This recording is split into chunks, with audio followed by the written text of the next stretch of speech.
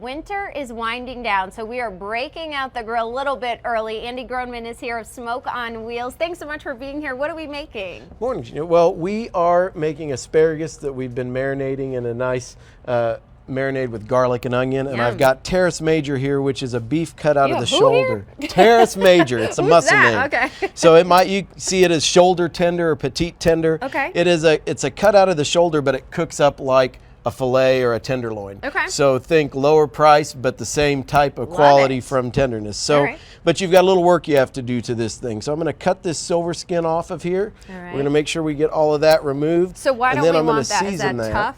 Yeah, so this is tough and it's not going to cook away as we cook. But other than that, this is lots of options. I can cut this into medallions and cook it like little bacon wrapped tenderloin medallions. We can cook it whole like this. I can stuff it with crab. It is a very flexible piece of meat. So all I'm going to do is I'm going to add a little bit of liquid to the surface. Cold protein and rub typically don't get along, so you have to have something to help bind it. What was that liquid? So this is just Dale's marinade. You can use tamari if you want. You can use sriracha, whatever you like. All right. Just to wet the surface of the meat, and then I'm going to put a nice layer of you can use your favorite steak seasoning. Today I'm using Dizzy Pig Cowlick.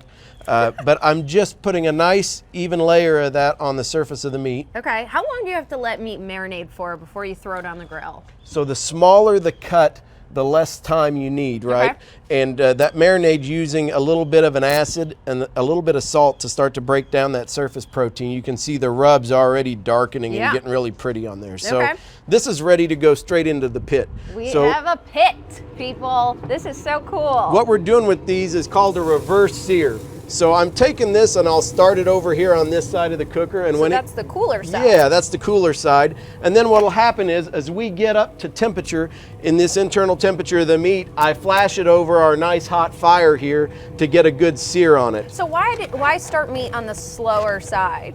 So if you want that nice edge-to-edge pinkness and you don't have that dark gray outer layer, you can bring. Mine always looks that gray color. I'm like, this doesn't look right. So yeah, you can definitely bring the meat up to temp slower and then get that nice sear and crust on the outside. Okay. So I also started some of our asparagus. I've got it right here, so we'll pull it off as well. Now, what's the tip to cooking veggies on the grill? Because this can be difficult. I always like to use indirect heat because they are a little bit more fragile, right? So you'll notice there's no flame right here. I've just got the indirect heat. So I still get my nice color. I get the grill marks. Yeah. It just doesn't blister it to death and break them apart. So we really like that. So we'll set that aside. Okay. And how do you know the meat's done?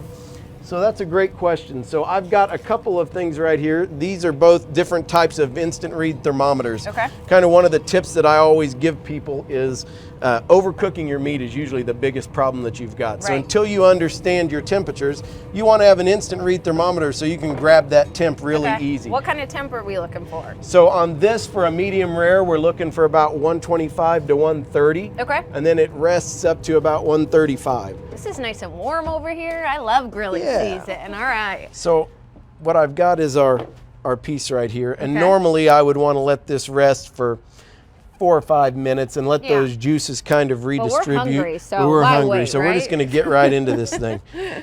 Any other last minute? Ooh, that looks so good. edge to edge pink, right? We've got. I can move that juice away, and you can see we're even color all the way around this piece of meat. So this is great, and this is, like I said, one of the ways to serve this. We could cook this up as little, petite tenderloins. We could cook this up stuffed. This looks so good. Yeah, definitely. Talk about impressing you. You didn't cut any small enough for me to try there, Andy. I noticed. All right, awesome. Thank you so much, Andy. Some great tips. I can't wait for grilling season. Break it out early, That's right. Break it out. Oh, and you have a dinner on the grill class. What is this? Yeah, so March 3rd at the Shawnee Civic Center, we are doing a dinner on the grill class. So we'll do everything from bacon desserts to appetizers, grilled salads, you name it, we're doing that. And it's paired with Torn Label Brewing. So you'll have some good beverages as well. I love it. And this meat is so good, Christine. I might bring some in for you to try. Yeah, you better bring a few pieces in for me. That looks so good. I'm so jealous. Way to go, Gina. I want to see you using the grill coming up, though.